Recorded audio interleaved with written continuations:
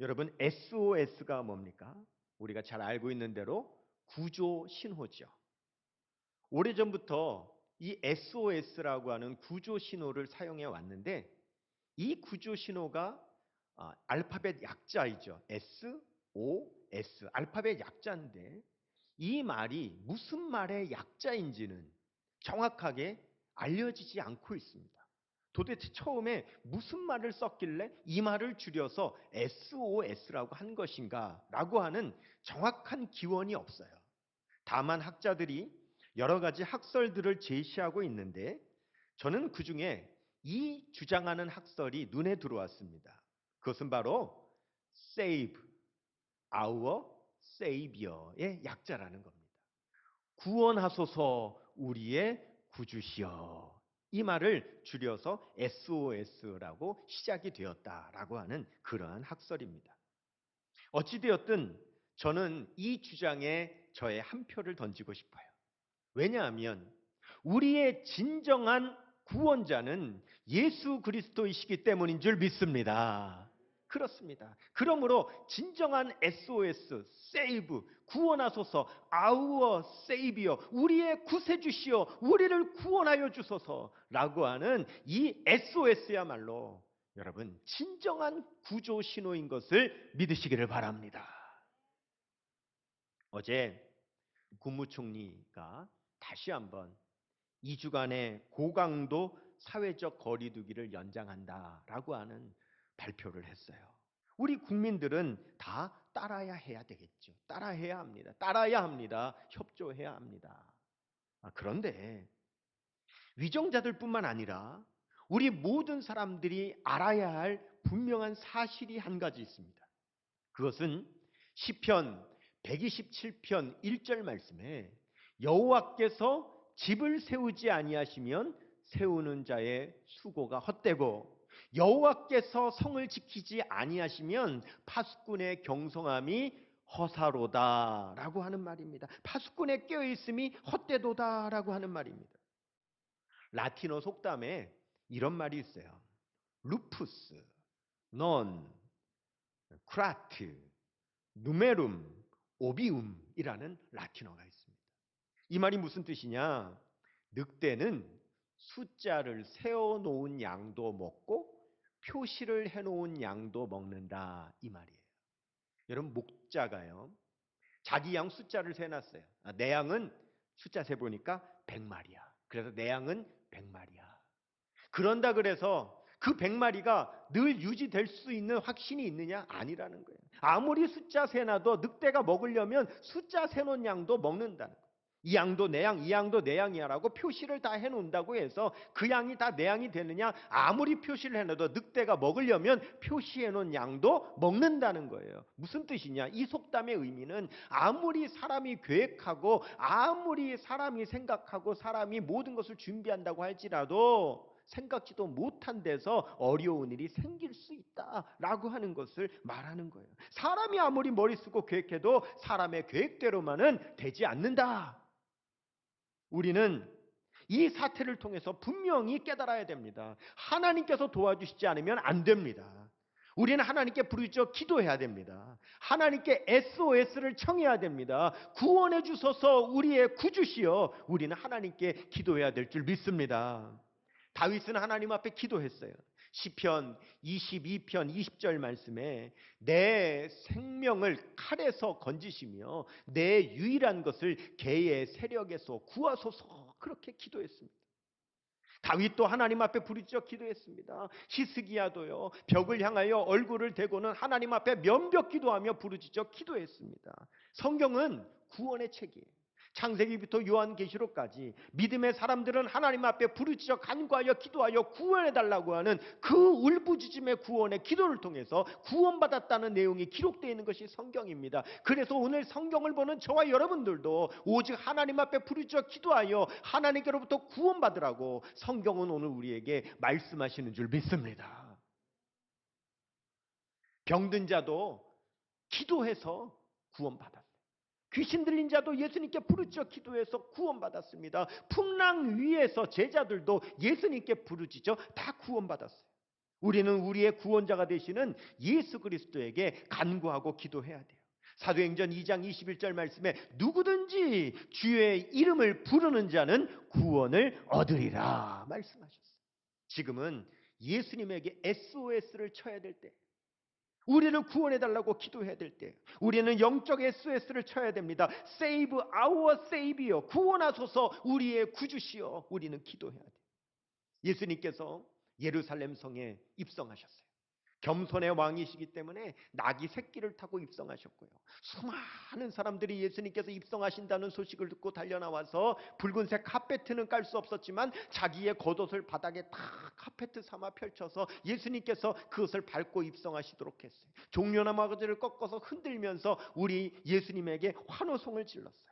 그들이 뭐라고 소리를 질렀는가? 마태복음 21장 9절 말씀에 앞에서 가고 뒤에서 따르는 무리가 소리 높여 이르되 호산나 다윗의 자손이여 찬송하리로다. 주의 이름으로 오시는 이여 가장 높은 곳에서 호산나 하더라 그랬습니다. 뭐라고 그랬다고요? 호산나 외쳤어요. 여기 호산나라고 하는 말은, 이 말은 아람어예요. 근데 이 아람어는 어디서 온 말이냐? 히브리어 호시아나에서 온 말입니다. 이 호시아나라고 하는 말은 호시아는 호세아, 여호수아, 예수 다 같은 말입니다. 그래서 구원이라는 뜻을 가지고 있어요. 성경 가운데 여호수아라고 하는 이름의 뜻이 구원, 호세아라고 하는 이름의 뜻이 구원, 예슈라고 하는 이름의 뜻이 구원, 그 다음에 호시아라고 하는 것도 구원, 다 같은 말이에요. 근데 호시아나 그랬어요. 이 나라고 하는 말은 지금이라는 말이에요. 그래서 호시아 구원, 나 지금 합쳐서 지금 구원하소서, 그 말이 호시아나 호산나 이 말입니다. 그래서 수많은 사람들이 종려나무 가지를 꺾어서 흔들며 우리 예수님을 향하여 호산나 호시아나 이렇게 외쳤던 거예요. 여러분, 이 호시아나라고 하는 말은 구약 성경에 딱 한 번 나오는데 시편 118편 25절 말씀에 보면 여호와여 구하옵나니 이제 구원하소서, 이 말이 이제 나 구원하소서 호시아, 그래서 호시아나 이제 구원하소서, 여기에 사용된 말이에요. 여호와여 우리가 구하옵나니 이제 형통하게 하소서, 이 말이 딱 한 번 사용된 호산나라고 하는 말입니다. 여러분, 이 구원해달라는 말, 이제 구원하소서, 히브리어로 호시아나, 호산나 단번에 외치는 말이에요. 여러분, 이 말은 긴 단어가 아닙니다. 짧은 말이에요. 왜냐? 여러분, 구원의 부르짖음은 길 수가 없어요. 급박한 상황에서 우리가 길게 구원해달라고 말할 수가 없어요.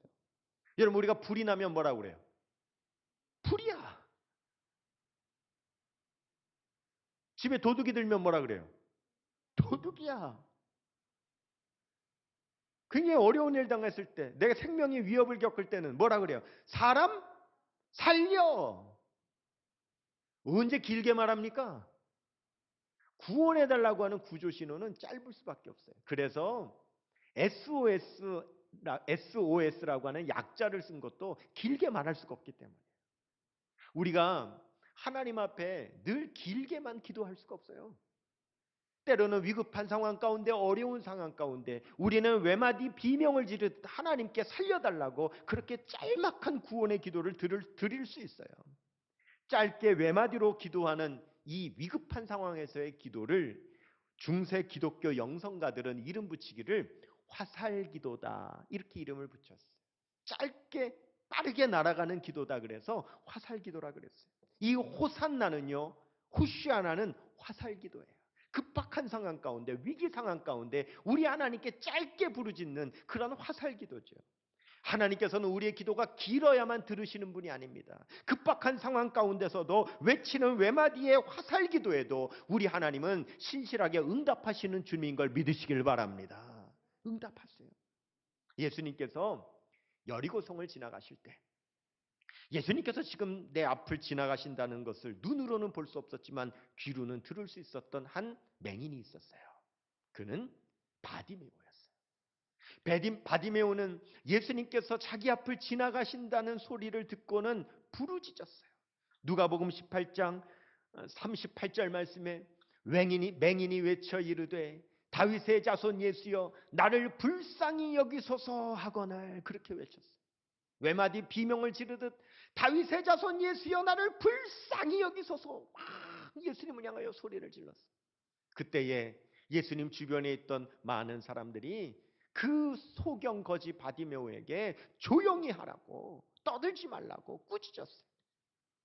누가복음 18장 39절 말씀에 앞서가는 자들이 그를 꾸짖어 잠잠하라 하되 그럴 때에 바디메오가 가만히 있었나요? 아니요. 그가 더욱 크게 소리질러 다윗의 자손이여 나를 불쌍히 여기소서 하는지라 그랬어요. 멈추지 않았습니다. 잠잠하라고 꾸짖는 사람들의 그 소리에 멈추지 않았습니다. 왜지요? 절박하기 때문에 그래요. 여러분, 누가 꾸짖는다고 멈추면 그 사람 절박한 사람 아닙니다. 정말 절박하다면 누가 꾸짖든 누가 말리든 상관없습니다. 나는 응답 받을 때까지 계속 부르짖어야 되는 줄 믿습니다. 지금 예수님께서 여리고를 지나가시면 다시는 여리고에 못 오세요. 안 오세요. 왜? 이 여리고를 지나가시고는 예루살렘에 입성하시고 십자가 못 박혀 죽으시는 거거든요. 물론 몰랐겠죠. 바디메오는 몰랐어요. 이게 마지막 기회라는 거 몰랐어요. 하지만 바디메오는 알았던 몰랐던 간에 지금이 마지막인 것처럼 부르짖었어요. 누가 말린다 그래서 거기에 굴하지 않았어요. 계속 부르짖었어요. 그는 마지막인 줄 몰랐지만 어떻게 기도한 거예요? 마지막인 것처럼 기도했어요. 여러분, 우리의 절박한 기도가 어떤 기도가 돼야 되느냐? 마지막인지 아닌지는 몰라도 마지막인 것처럼 기도하는 기도가 우리의 기도가 돼야 될 줄 믿습니다. 하나님 앞에 그렇게 기도해야 돼요. 누가복음 18장 40절에서 43절 보시면 예수님께서 그 바디메오의 그 기도 소리를 들으셨어요. 예수께서 머물러 서서 명하여 데려오라 하셨더니 그가 가까이 오매 물어 이르시되 내게 무엇을 하여 주기를 원하느냐 이르되 주여 보기를 원하나이다. 예수께서 그에게 이르시되 보라 내 믿음이 너를 구원하였느니라 하시매 곧 보게 되어 하나님께 영광을 돌리며 예수를 따르니 백성이 다 이를 보고 하나님을 찬양하니라 그랬어요.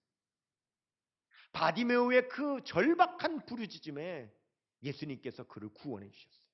우리도 지금이 마지막인 것처럼 절박하게 하나님 앞에 호산나 우리를 지금 구원해 달라고 우리가 부르짖어 기도해야 되는 줄 믿습니다. 절박한 이 간절한 화살 기도의 부르짖음 하나님께서는 응답하세요. 시편 50편 15절 말씀에 환난 날에 나를 부르라 내가 너를 건지리니 네가 나를 영화롭게 하리로다 말씀하셨어요. 이스라엘 백성들이 예루살렘으로 입성하시는 예수님을 향하여서 호산나 부르짖었죠.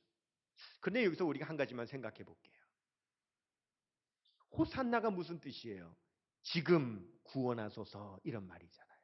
그러면 제자들이 성경을 기록할 때 호산나 했다 그래서 성경에 호산나라고 쓸 것이 아니라 그것을 번역해서 지금 사람들이 지금 구원하소서 했다라고 쓰면 될 것을 그것은 뜻을 번역하지 않고 일부러 그 음역 그대로 호산나라고 썼어요. 이게 왜 그런가가 굉장히 중요합니다. 왜냐하면 마태, 마가, 요한복음에 다 이 말씀이 기록되어 있는데 그 누구도 호산나를 지금 구원하소서라고 했다라고 쓰지 않고 다 호산나라고 했다라고 기록하고 있다는 거예요. 마태복음 21장 9절, 마가복음 11장 9절, 요한복음 12장 13절에 다 그렇게 되어 있어요. 근데 이 말씀을 기록할 때 만약에 이 호산나라고 하는 말을 뜻을 풀어서 기록했다면 이렇게 됐겠죠. 무리가 소리 높여 이르되 지금 구원하소서 다윗의 자손이여 찬송하리로다 주의 이름으로 오시는 이여 지금 구원하소서 이렇게 했다라고 쓰면 될 것을 무리가 소리 높여 이르되 호산나 이렇게 기록했단 말이에요. 그럼 왜 이렇게 기록을 했느냐? 이유가 있어요. 여러분 이스라엘 백성들은 오랫동안 4대 제국에 걸쳐서 식민 지배를 받아오고 있어요. 아수르, 메데파사, 헬라, 지금 로마에 이르기까지, 성경 지금의 로마에 이르기까지 4대 제국의 지배를 받고 있었어요. 근데 이 4대 제국의 지배를 받으면서 이스라엘 백성들이 잃어버린 게 있어요. 바벨론의 포로로도 갔다 오고 다른 나라의 지배를 오랫동안 받으면서 자기 나라 말인 히브리어를 대부분의 서민들이 잊어버렸어요. 그것은 아주 엘리트 계층들만 히브리어를 쓰고 읽을 수 있었고 대부분의 보통 사람들은 히브리어를 잃어버리고 어떤 말을 썼냐면 아람어를 썼어요. 그래서 이들이 호산나 이렇게 외치게 된 것은요. 그 기원이 어디에 있냐면 기원전 164년에 헬라 제국 셀류쿠스 왕조가 이 이스라엘을 지배하고 있을 때인데 이 셀류쿠스 왕조가 이스라엘의 유대교를 완전히 몰아내고 이스라엘 백성들도 헬라신을 믿게 하려고 어떻게 했냐면 성벽을 다 무너뜨리고요. 예루살렘 성전 안에 그 번제단을 치워버리고 그 번제단 자리에다가 헬라의 신상을 세우고 헬라신의 제단을 세운 거예요. 그리고는 유대교를 말살하려고 그랬어요. 그때 이 마카비라고 하는 사람이 울분을 가지고 군사를 모았어요. 그리고는 쳐들어와서 헬라 세력을 다 몰아냈어요. 몰아내고는 다시 성전을 회복시켰어요. 그것을 뭐라고 하냐면 마카비 혁명이라고 그래요. 그래서 이 마카비가 이스라엘의 그 당시에 왕조를 이루게 됐어요. 마카비 왕조를 이루게 됐어요. 그러니까 헬라로부터 이스라엘을 지켜낸 그리고 헬라의 세력을 몰아낸 이 마카비 왕조가 예루살렘 성에 입성할 때에 사람들이 막 환호성을 질렀는데 그때 뭐라고 질렀냐면 호시아나라고 해야 되는데 호시아라고 하는 히브리어는 잃어버렸고 비슷한 아람어 호산나라고 하는 말은 알았기 때문에 호산나 이렇게 외쳤던 거예요. 발음 그대로 하면 히브리어로 하면 호시아나 해야 되는 것을 그렇게 못하고 그냥 아람어로 호산나 이렇게 외쳤던 거예요. 그런데 그때부터 외치기 시작했던 이 호산나가 어떤 말이 됐냐면 히브리어 지금 구원하소서 이런 뜻의 말이 아니라 그냥 아람어로 사람들이 쓰는 말이 어떤 말이 됐냐면 그냥 만세 같은 말이 됐어요. 그러니까 왜 제자들이 호산나를 지금 구원하소서라고 번역하지 않고 그냥 호산나라고 기록을 했는가? 그 당시에 예수님께서 예루살렘 입성할 때에 사람들이 모여서 종려나무 가지를 흔들면서 호산나 한 것은 예수님을 향하여 구세주를 향하여 메시아를 향하여 예수님 지금 우리를 구원해 주세요 라고 하는 그 외침의 부르짖음이 아니라 그냥 뜻도 없이 그냥 만세 후레 올레 하듯이 그냥 사람들이 그 음만 알고 외쳤던 호산나였기 때문에 번역하지 않고 그냥 호산나라고 기록한 거예요. 여러분 똑같은 호산나를 외쳐도요. 예수님이 누구신지를 알고 그분이 무엇 하시는 분이신지를 알고 그분이 지금 무엇 하기 위해서 예루살렘에 입성하시는지를 알고 지금 구원해달라고 하는 뜻을 담아서 호시아나라고 외치는 것과 똑같은 자리에 있지만 그냥 사람들이 모여서 만세 만세 하니까 그냥 그 말에 따라서 뜻도 모르고 그냥 호산나라고 하는 것은 여러분 큰 차이가 있지 않겠어요? 천지 차이가 있지 않겠어요? 세례 요한이 예수님께서 처음 등장하셨을 때 세례 요한의 제자들에게 예수님을 가리켜서 이렇게 얘기를 했어요. 너희들 저분을 봐라. 저분이 누구시냐면 나는 물로 세례를 주지만 저분은 불로 세례를 주실 분이야. 성령으로 세례를 주실 분이야. 그리고 저분은 알곡과 쭉정이를 모아가지고 알곡은 곳간에 들이시고 쭉정이는 꺼지지 않는 불에 태우시는 심판을 하실 분이야 라고 세례 요한이 제자들에게 가르쳐줬어요. 마태복음 3장 12절 말씀에 보면 마태복음 3장 12절 말씀에 손에 키를 들고 자기의 타작마당을 정하게 하사 알곡은 모아 곳간에 들이시고 쭉정이는 꺼지지 않는 불에 태우시리라. 세례 요한이 우리 예수님에 대해서 분명히 이렇게 말을 했어요. 무슨 의미일까요? 예수님이 누구신지를 알고 제대로 믿은 사람은 구원받지만 예수님을 제대로 믿지 않은 사람은 심판받게 된다는 말씀이에요. 여러분, 알곡과 쭉정이가 나중에는 곡간과 나중에는 불에 태워지는 곳으로 나누어져 있게 되지만, 그러나 그전에는 어떻게 되어 있죠? 밭에 같이 있는 거예요. 알곡과 쭉정이가 밭에 같이 있어요. 성전 안에도요, 하나님의 교회, 우리 교회 안에도요, 지금은 알곡과 쭉정이가 같이 있는 거예요. 예수님께서 예루살렘의 성에 입성하실 때에 수많은 군중들이 종려나 마가지를 흔들면서 똑같이 호산나라고 외쳤지만, 그러나 그 안에는 진정한 의미로 예수님을 구원해달라고 기도하는 알곡 같은 사람도 있었지만, 뜻도 모른 채 그냥 흔드는 그런 쭉정이 같은 호산나를 외치는 사람도 그 자리에 같이 있었다는 거예요. 우리가 함께 모여서 드리는 예배보다 영상으로 우리가 예배드리는 우리의 마음가짐을 한번 생각해 보세요. 우리가 함께 모여서 예배 드릴 때에 경험하는 성령의 그 임재하심, 그리고 내 전후 좌우에서 함께 예배드리는 성도들의 그 간절함과 그 부르짖음과 그 눈물과 그것이 나에게도 느껴지면서 나도 함께 뜨거워지는 그러한 우리가 신령과 진정으로 드리는 그 예배의 감동이 사실은 영상으로 예배 드릴 때는 분명히 제약이 있어요. 우리가 영상으로 예배 드릴 때도 우리가 볼 수가 없잖아요. 누구만 알아요? 나 자신만 알아요. 예배 시간이 되었어요. 영상으로 예배 시간이 되어서 우리가 TV 앞에 앉든 컴퓨터 모니터 앞에 앉든 작은 스마트폰을 열어놓았든 우리가 예배 드릴 때 그 자리에서 나는 지금 영과 진리로 예배한다. 성령께서 지금 나와 함께 하시고 나에게 임재하셔서 우리의 예배를 받으신다라고 하는 간절한 마음으로 화면에서 찬양이 나올 때 같이 찬양하고 화면에서 기도할 때 같이 기도하면서 그렇게 간절히 예배드리는 성도도 있었겠죠. 예수님께서 예루살렘성 입성하실 때 주여 구원하소서라고 하는 마음으로 호시아나라고 외쳤던 사람처럼 그렇게 하는 분도 있었겠지만,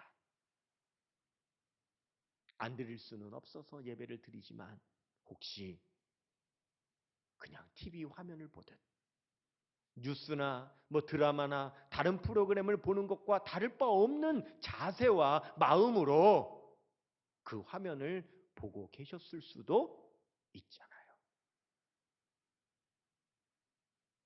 똑같은 자리에서 똑같은 호산나를 외치지만 분명히 기도하는 마음으로 호산나를 외친 것과 그냥 환호성을 지르는 호산나는 분명히 달랐던 것처럼,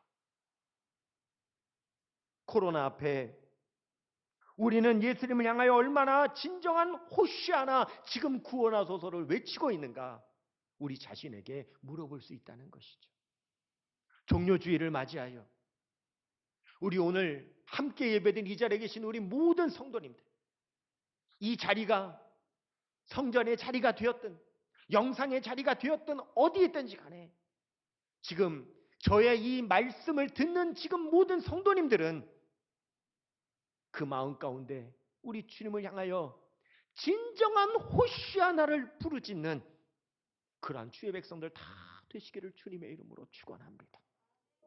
그냥 환호성이 아니라 남들이 만세한다 그래서 따라하는 만세, 남들이 후레이 한다 그래서 따라하는 후레이가 아니라 그 진정한 의미를 담아서 우리를 구원하시는 예수께 부르짖어 기도하는 우리 주의 백성 되시기를 축원합니다.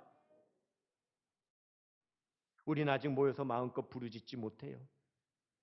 하늘 향하여 찢어지듯 주여 소리 외치지를 못해요. 큰 소리로 찬양을 부르지도 못해요. 마스크를 쓴 채 숨죽여야 하고 심지어는 기침 소리 하나도 마음껏 낼 수 없는 그런 우리가 지금 어려운 가운데 있습니다. 그러나 우리의 영혼은 구원자 예수 그리스도를 향하여 지금 우리를 구원해달라고 간절히 부르짖어 기도하는